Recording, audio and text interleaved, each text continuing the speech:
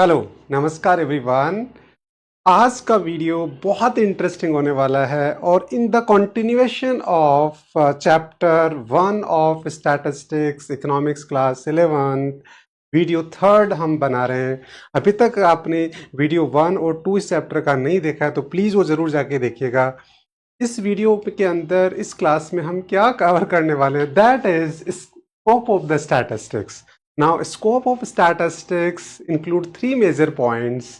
That one is nature of statistics, second, subject matter of statistics, and third, limitation of statistics. तो video and तक देखिएगा, बहुत ही interesting तरीके से with power point presentation, graphics, real life examples के साथ मैं थोरोली एक्सप्लेन करने वाला हूँ। और ये वीडियो देखने के बाद आपको यूट्यूब पे कोई भी वीडियो देखने की ज़रूरत नहीं पड़ेगी। तो वीडियो एंड तक देखिएगा। विदाउट वेस्टिंग टाइम डायरेक्ट हम टॉपिक पे आते हैं। सबसे पहले हम बात करते हैं स्कोप ऑफ स्टैटिस्टिक्स। तो देखिए, स्कोप ऑफ स्टैटिस्टिक्स मैंने आपको बता दिया, 3 points we are going to cover. उसमें फर्स्ट पार्ट हम कवर करेंगे, दैट इज सब नेचर ऑफ स्टैटिस्टिक्स। तो in the nature of statistics we can see statistics the science as well as the art. तो हम ये डिस्कस करने वाले कि क्या स्टैटिस्टिक्स साइंस है और आर्ट भी है क्या। तो ये समझने के लिए आपको पहले समझना पड़ेगा कि what are the characteristics of science. तो देखो, साइंस की बात करें हम, तो साइंस के जो कैरेक्टरिस्टिक्स है वो क्या होते हैं। वो basically there are 3 main characteristics. It is based on the cause and effect, ठीक है, यूनिवर्सल एप्लीकेशन एंड सबसे important systematic body of knowledge.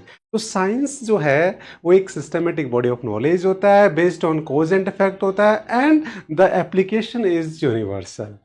तो क्या ये स्टैटिस्टिक्स में होता है? बिल्कुल होता है। Systematic body of knowledge, collection, organization, presentation and cause and effect. क्योंकि डेटा है तो हम डेटा के भी यहाँ पे उसमें कोज एंड इफेक्ट निकाल सकते हैं। For example 20% rise in price, it may be affected by multiplicity of reasons, and then उसके भी यहाँ पे हम प्रडिक्शंस, फोरकास्टिंग भी कर सकते हैं और उसका यूनिवर्सल एप्लीकेशन हो सकता है। So we can see yes, statistics is a science because it include all the features of science, which are systematic body of knowledge, universal application, cause and effects.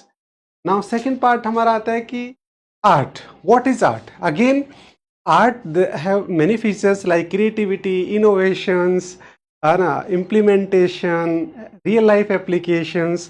क्या स्टैटिस्टिक्स में features होते हैं? बिल्कुल ये features होते हैं, क्योंकि statistics, देखिए आप अगर वन एग्जांपल से समझें तो formulation of policy of any economic issues, it a part of statistics as a science, and उसको इम्प्लीमेंट करना, प्रॉब्लम को सॉल्व करना, that is in the art.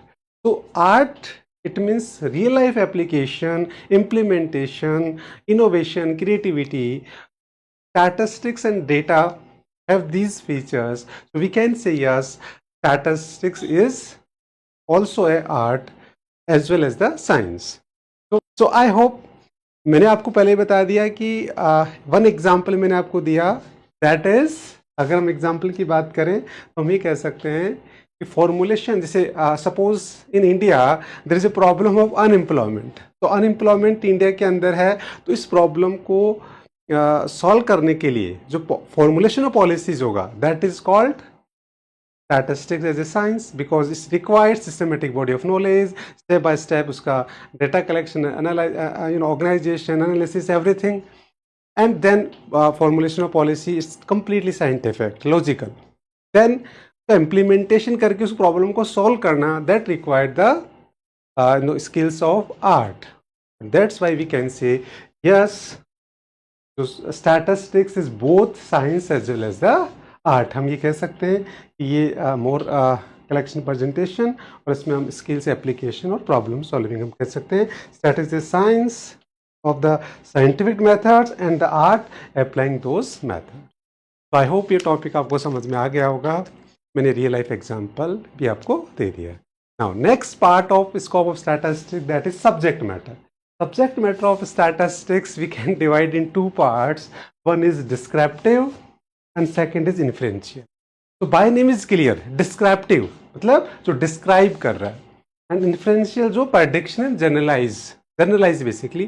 तो अब व्हाट एग्जैक्टली डिफरेंस, हम ये कह सकते हैं कि descriptive statistics it means database, जो हमारा ओरिजिनल डेटाबेस होता है उस पे बेस्ड हम क्या करते हैं, जो एनालिसिस करते हैं, collection, organization, presentation and all, mean, median, mode, ये सारा जो एनालिसिस हम करते हैं, दैट इज डिस्क्रिप्टिव। और इन्फ्रेंशियल क्या होता है, इन्फ्रेंशियल का मतलब होता है कि बियॉन्ड द डेटा, जो आपके पास डेटा सेट है उसके बियॉन्ड, मतलब हम ये कह सकते हैं कि फॉर एग्जांपल अगर हम बात करें, वन एग्जांपल से आपको क्लियर हो जाएगा, दैट इज सपोज अगर एवरेज मार्क्स ऑफ स्टूडेंट, अगर हम बात करें average marks of student in economics in the class, it means this is the statistics as a descriptive. Why? Because हमने पूरे बच्चों का एग्जाम लिया, उनकी कॉपी चेक की, देन उनका डेटा कलेक्ट किया, लिस्ट बनाई एंड देन उसका हमने एवरेज निकाला। तो वेरी डिस्क्रिप्टिव, जो डिस्क्राइब करता है पूरे डेटा को कवर करके डिस्क्राइब किया है हमने, फिर उसके बाद में उसका हमने एवरेज निकाला, उसके बिहार पे हम क्या कर रहे हैं, कंपैरिजन, कंक्लूजन, कुछ भी आगे हम कर रहे हैं, that is a descriptive. Inferential in the same example, अगर हम बात करें इन्फ्रेंशियल, तो इन्फ्रेंशियल का मतलब सेम, अगर हम only we covering the few students marks of the few students in the class, it means sample, we are going to cover the selected students on the behalf of marks of selected students, and then we are going to predict या generalize the things, या फिर उसका average हम निकाल रहे हैं, that is called inferential. तो inferential statistics मतलब जनरलाइज बियॉन्ड द डेटाबेस, ये होता है डेटाबेस के बियॉन्ड, मतलब सेलेक्टेड डेटा लिया और उसके बियॉन्ड। जैसे एक क्लासिकल एग्जांपल हम और डिस्कस कर लेते हैं इसका, जैसे पहले हम डिस्क्रिप्टिव की बात करें तो हम ये भी कह सकते हैं कि डिस्क्रिप्टिव जो है वो पर्टिकुलर टू जनरलाइज है, ठीक है।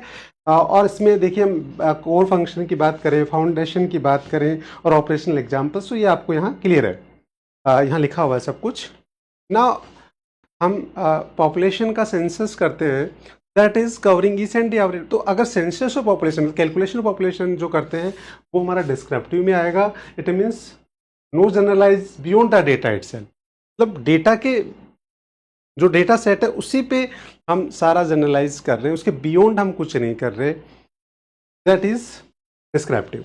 नाउ इन्फ्रेंशियल स्टैटिस्टिक्स, जैसे एग्जिट पोल इलेक्शन का, तो वहाँ आप क्या देखते हैं कि कुछ सेलेक्टेड जो वोटर्स है उनका सर्वे करके, और क्या होता है, एग्जिट पोल आता है। इसका मतलब हम सेलेक्टेड जो सैंपल लिया हमने, सेलेक्टेड फ्यू वोटर्स को लेके हम पूरे वोटर्स को क्या कर रहे हैं, जनरलाइज कर रहे हैं कि भाई उनका क्या वर्डिक्ट है। तो इसका मतलब हम कह सकते हैं कि drawing conclusion beyond the data set, मतलब आपने डेटा तो लिया लिमिटेड सैंपल एंड उसको आपने क्या कर दिया, उसका जनरलाइजेशन सबके लिए कर दिया। तो वैसे देखिए बाय नेम ही क्लियर होता है, तो इसके अंदर भी देखो कोर फंक्शन ऑपरेशन एग्जाम्पल दे रखे। तो फाइनली हम डिफरेंस से आपको और क्लियर हो जाएगा, डिस्क्रिप्टिव एंड इन्फ्रेंशियल, ये समराइज डेटा को करता है, तो itself data with in the data. ये क्या करता है, इन्फ्रेंशियल अबाउट द पॉपुलेशन, मतलब बियॉन्ड द डेटा हम बात करते हैं। यहाँ जो है सेंट्रल टेंडेंसी और डिस्पर्जन, ये सारा यहाँ प्रोबेबिलिटी यूज होती है, हाइपोथेसिस, प्रोबेबिलिटी और ये सारे कंक्लूजन के लिए। डज नॉट मेक प्रेडिक्शंस, ये प्रेडिक्शन से बनाता है, क्यों, क्योंकि ये सेलेक्टेड डेटा लेके उसके डेटा के बियॉन्ड बात करता है, तो प्रेडिक्शंस हो गया, ये विद इन द डेटा की बात करता है। Then use the chart, graphs, tools इसके ये हो गए, और इसमें से प्रोबेबिलिटी और ये सारे हो गए। ड्राइंग मीन्स स्टडीज, ये आ गया इसके अंदर, जैसे एग्जाम्पल की बात करें। तो आई होप ये टॉपिक आपको समझ में आ गया होगा, descriptive and inferential. By name is clear, descriptive मतलब डिस्क्राइब कर रहा है with in the data set, and inferential मतलब विच जनरलाइज कर रहा है बियॉन्ड द डेटा सेट। और एग्जाम्पल अगर आप चाहें तो सेम एग्जाम्पल मैंने एक ही एग्जाम्पल से समझा दिया कि अगर average marks of economics student in the class is the example of descriptive, और by covering the selected students marks of the economics and then we are going to calculate average marks, that is called inferential। इसके अलावा अलग example मैंने आपको inferential के लिए like exit poll दे दिया, और अगर सेकंड एग्जाम्पल की बात करें तो डिस्क्रिप्टिव के लिए मैंने आपको सेंसस ऑफ पॉपुलेशन। तो आई होप ये टॉपिक आपको समझ में आ गया, ये बच्चों को कम समझ में आता है, और आप देखिए कि बहुत सारे टीचर भी इसमें कंफ्यूज है कि एग्जैक्टली इसका क्या मतलब है। आप जाके देख लेना, चाहे बुक में देख लो चाहे यूट्यूब पे देख लो, ना उसके बाद नेक्स्ट चलते हैं third part of the scope of statistics, that is limitation. And ये लिमिटेशन वाला पॉइंट अगर आपको कवर करना है बच्चा, तो उसके लिए पहले कैरेक्टरिस्टिक्स वाला पार्ट का जो वीडियो मैंने इससे पहले वाला जो वीडियो है वो जरूर देखिएगा, characteristics of statistics, because just vice versa of this characteristics, limitation is a vice versa of characteristics. तो देखिए स्टैट्स की लिमिटेशन की बात करें तो सबसे पहला पॉइंट आता है हमारे पास, देखिए जो लिमिटेशंस है उसको हमने 3 कैटेगरीज में डिवाइड कर दिया। स्ट्रक्चरल की बात करें तो इसमें 3 पॉइंट्स आगे जो आगे हम डिटेल में डिस्कस करेंगे, न्यूमेरिकली फैक्ट्स ओनली, एग्रीगेट्स, है ना, होमोजेनिटी ऑन रिक्वायर्ड। यहाँ अगर हम बात करें तो ट्रू ओनली ऑन एवरेज, है ना, डिपेंडेंसी अगर हम बात करें कि विदाउट रेफरेंस डेटा। और यहाँ फिर हम एक्सपर्टीज़ की बात करें तो यहाँ बेसिकली हम ऑपरेशनल की बात करें, एक्सपर्टीज़ और मिसयूज़ की बात करेंगे। तो वन बाय वन हम कवर करेंगे। सबसे पहले हम चलते हैं फर्स्ट लिमिटेशन, दैट इज बात करें कि study of numerical facts only, the limitation of statistics. तो यहाँ देखो आपको साफ पता लग रहा है कि statistics is only the data, statistics is Mrs the expressions. Qualitative data basically हम कह सकते हैं क्वालिटेटिव डेटाज कोई कवर नहीं करता। Data 2 type, quantitative and qualitative, but statistics does not include the qualitative data, only include the quantitative like numbers, numerically expressed data.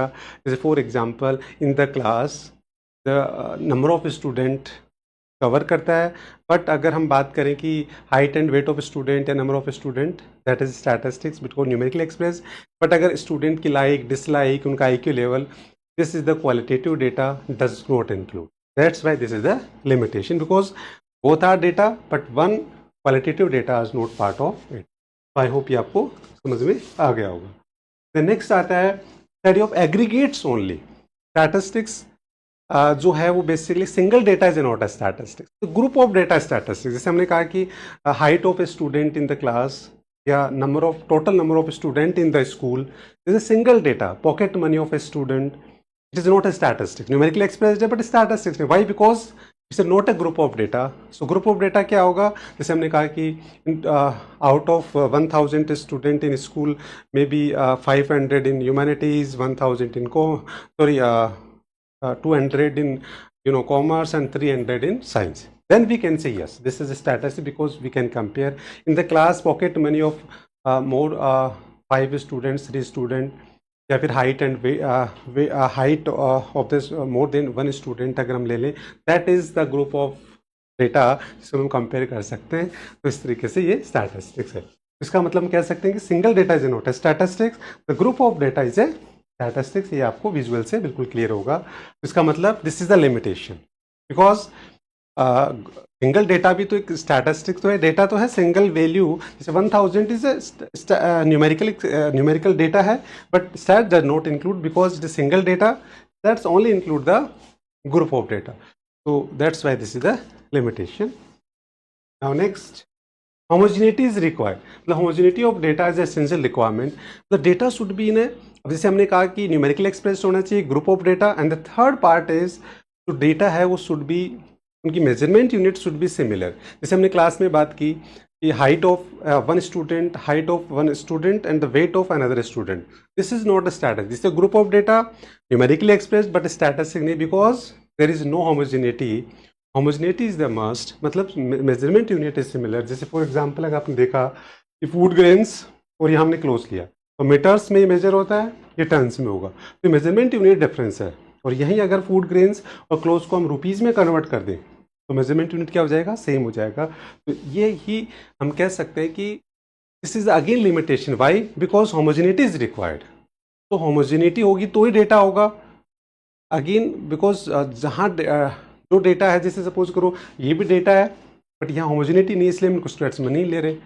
तो this is the limitation. इसका मतलब स्टैटिस्टिक्स जो है वे is very limited, very precise, because it does not include the group of datas which are not similar, जिनमें measurement unit is not equal. तो ये इस लिमिटेशन बिकॉज का मतलब इज वेरी प्रिसाइज। तो आई होप ये आपको समझ में आ गया होगा। होमोजेनिटी इज द मस्ट, तो ये लिमिटेशन हो गया।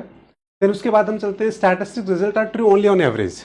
मतलब ये हमें एक लिमिटेशन है कि एवरेज को हम पर्टिकुलर नहीं कर सकते। जैसे average marks in the class, मान लो एवरेज मार्क्स आ गया 80, तो क्या सभी बच्चों के 80 मार्क्स हैं? ऐसा हम जनरलाइज नहीं कर सकते। मतलब average is different and the individual marks are different, right? To understand whenever you are going to use the statistics average, you must have this knowledge about कि average is different and the particular marks, individual marks are different. तो normally हम क्या गलती करते हैं, average को और individual marks को सेम करने से देयर इज अ प्रॉब्लम। देखो यहाँ समझा रखा है, statistics conclusions are not universal to the per capita income. जैसे 18,000 है तो पर कैपिटा इनकम कैसे निकलता है? टोटल इनकम मतलब GDP national income divide by population, और वो आ रहा है सपोज 80,000। क्या एवरी इंडियंस जो पर कैपिटल इनकम 18,000 है? No, because it is average only. ठीक है, ये कम भी हो सकता है, इससे ज़्यादा भी हो सकता है और उतना भी हो सकता है। तो इंडिविजुअल्स डिफरेंट हो सकते हैं, यही हमें समझना पड़ेगा, यही इसकी लिमिटेशन है। So average represents only number that exist strictly on the paper detach from the individual. ये मैंने आपको बता दिया कि एवरेज तो individual data and average data are different. This is again limitation because हमने देखा कि ये केवल statistical results are true only in the average, individual पे काम नहीं करेंगे। देन उसके बाद हम नेक्स्ट बात करते हैं, that is without reference results में be prove to be wrong. आप यहाँ देख रहे हो कि basically there are two businesses, business of the cloth and business of paper. आप यहाँ देख रहे हो कि जो बिजनेस ऑफ क्लॉथ है वो क्या हो रहा है? अपवर्ड है, मतलब उसका जो प्रोग्रेस है वो बढ़ता जा रहा है। और यहाँ क्या हो रहा है, अगर हम इसको यहाँ ऐसे लेते हैं तो ये कम होता जा रहा है। बट एवरेज अगर हम निकालेंगे तो that will be the same, दोनों का एवरेज सेम आएगा। बिल्कुल एवरेज कैसे निकलेगा? इनका टोटल करेंगे एंड डिवाइड बाई 3 कर देंगे, तो एवरेज सेम आ रहा है। So on the behalf of average अगर हम दोनों बिजनेस में कंपेयर करें तो बोथ आर इक्वली, बिकॉज दोनों का एवरेज आ रहा है। बट अगर हम इसका डेटा डिटेल में देखें तो एक जो बिजनेस हमारा कौन सा, बिजनेस ऑफ क्लोथ, वो क्या है? अपवर्ड ट्रेंड, बिकॉज उसमें प्रोग्रेस हो रही है, बिकॉज पहले 1000 2000। And the business of paper की बात करें तो यहाँ पहले 3000, तो इसका मतलब इसमें डिग्रेडेशन हो रहा है। तो which one is good business? Business of cloth. तो ये हमारा कौन बता रहा है? ये हमारा डिटेल जो डेटा है, रेफरेंस ऑफ डेटा बता रहा है। केवल एवरेज हम लेते बहुत द बिजनेस हमारे लिए क्या होते? इक्वल होते। इसलिए हम कहते हैं कि विदाउट रेफरेंस रिजल्ट में भी प्रूवन टू बी रॉन्ग। तो ये हमें ध्यान में रखना पड़ेगा कि स्टैट्स में जब भी हम कोई डेटा की बात करें तो उनका जो रेफरेंस है, जो डिटेल डेटा है, वो हमें पता होना चाहिए। केवल एवरेज के बिहाफ पे हम उसको कंक्लूड नहीं कर सकते। जैसे यहाँ भी आप देख सकते हैं कि क्लोथ बिजनेस क्या हो रहा है? अब अपग्रेड हो रहा है, ये क्या हो रहा है? डिग्रेड हो रहा है। और इसी तरीके से हम कह सकते हैं कि एवरेज दोनों का क्या आ रहा है? सेम आ रहा है। एवरेज के बिहाफ पे हम केवल ओनली एवरेज लेके अगर हम दोनों बिजनेस को कंपेयर करें तो वो गलत हो जाएगा, बिकॉज दोनों की परफॉर्मेंस इक्वल आएगी। बट अगर हम इसका रेफरेंस पूरा डेटा स्टडी करें तो पता लग रहा है कि एक बिजनेस ग्रो कर रहा है और एक क्या हो रहा है? डाउनफॉल। तो I hope it's clear now. Next हम बात करें कि can be used only by the expert. आप ग्राफिक्स में देख रहे हैं, यहाँ देखिए एक मेडिसिन है, सेम मेडिसिन अगर एक क्या करेगा? एक्सपर्ट डॉक्टर यूज़ करेगा तो डेफिनेटली वो क्या होगा? पेशेंट को इलाज करेगा। बट अगर वही एक अनक्वालिफाइड डॉक्टर यूज़ करेगा तो हो सकता है उस पेशेंट की डेथ भी हो सकती है। सेम वैसे स्टैटिस्टिक्स जो है वो एक एक्सपर्ट पर्सन यूज़ करेगा तो उससे वो क्या करेगा? उसका बहुत अच्छा यूज़ कर सकता है। अगर वही एक अनक्वालिफाइड पर्सन उसको यूज़ करेगा तो उसका मिसयूज़ हो सकता है। तो हम ये कह सकते हैं कि जो डेटा है वो किसके लिए ज़्यादा यूज़फुल है? जो एक्सपर्ट है। जो एक्सपर्ट नहीं है उसके लिए वो डेटा बेकार है, there is no use. Same वैसे ही मेडिसिन सेम है, बट एक डॉक्टर क्या कर रहा है? एक्सपर्ट डॉक्टर उसको यूज़ करेगा तो वो सही पेशेंट को सही डिजीज़ के लिए यूज़ करेगा तो उसका रिजल्ट आएगा। बट अगर वही एक एक्सपर्ट डॉक्टर नहीं है और वो मेडिसिन सेम को यूज़ करेगा तो हो सकता है वो उसकी वजह से बहुत बड़ी प्रॉब्लम हो सकती है, क्योंकि वो गलत पर्सन को देगा, गलत मेडिसिन, गलत डिजीज़ के लिए यूज़ करेगा तो उसका कॉन्सिक्वेंसेस बहुत खतरनाक हो सकते हैं। तो आई होप हम कह सकते हैं कि जो डेटा आ रहा है वो बहुत ज़्यादा रिस्की है, because they need high degree of expertise, otherwise there is no use of data. Now next आता है मिसयूज़ ऑफ डेटा। अब देखिए, अगर द डेटा ऑफ अनएम्प्लॉयमेंट, अगर ये गवर्नमेंट को पता लगे कि हमारी कंट्री में कितने लोग अनएम्प्लॉयड है, तो गवर्नमेंट उनको यूज़ करके पॉलिसी फॉर्मुलेट करके मैन पावर को यूज़ करके गुड्स एंड सर्विस का प्रोडक्शन करके जीडीपी इंक्रीज करके हमारी कंट्री ग्रोथ कर सकता है। बट अगर वही डेटा एक टेररिस्ट ग्रुप को मिल जाए तो क्या करेगा, उसका मिसयूज़ करेगा। मिसयूज़ मतलब उनको क्या करेगा, कंट्री के अगेंस्ट यूज़ करेगा, क्राइम्स करवाएगा। क्यों? क्योंकि उनको पता है कि अनएम्प्लॉयड है, इनको वीकनेस पता लगे। तो सेम डेटा ऑफ अनएम्प्लॉयमेंट अगर गवर्नमेंट के पास होगा तो उसका प्रॉपर यूज़ होगा, अगर वो एक टेररिस्ट ग्रुप के पास होगा तो उसको मिसयूज़ करेंगे, है ना, और वो कंट्री को नुकसान पहुंचाएंगे, जबकि गवर्नमेंट उसमें उसको बेनिफिट करेगी। तो आई होप आपको समझ में आ गया कि डेटा जो है वो बहुत रिस्की है, बिकॉज अगर डेटा को आप प्रॉपर तरीके से यूज़ नहीं करेंगे तो उसका बहुत मिसयूज़ भी हो सकता है। इसलिए आजकल डेटा साइंस और डेटा इंटरप्रिटेशन जो है वो बहुत डे बाय डे यूज़ हो रहा है, बिकॉज डेटा अवेलेबल है बट उनको प्रॉपर यूज़ करना किसी को नहीं आता। अगर वो आ गया तो आप बहुत बड़ा कुछ बिजनेस कुछ भी कर सकते हैं। तो इसीलिए डेटा आर वेरी इंपॉर्टेंट। तो आई होप ये समझ में आ गया ना। लास्ट स्लाइड जो है वो चेकलिस्ट है, तो आप इससे चेक कर सकते हैं कि जो भी कैरेक्टरिस्टिक्स हैं स्टैटिस्टिक्स के, वो इन क्वेश्चंस के अकॉर्डिंग आप उनको चेक कर सकते हैं। This is the checklist. So finally the topic is completed. I hope कि आपको ये पसंद आएगा वीडियो, और अगर पसंद आता है, समझ में आता है, तो इसको ज़्यादा से ज़्यादा शेयर करिए।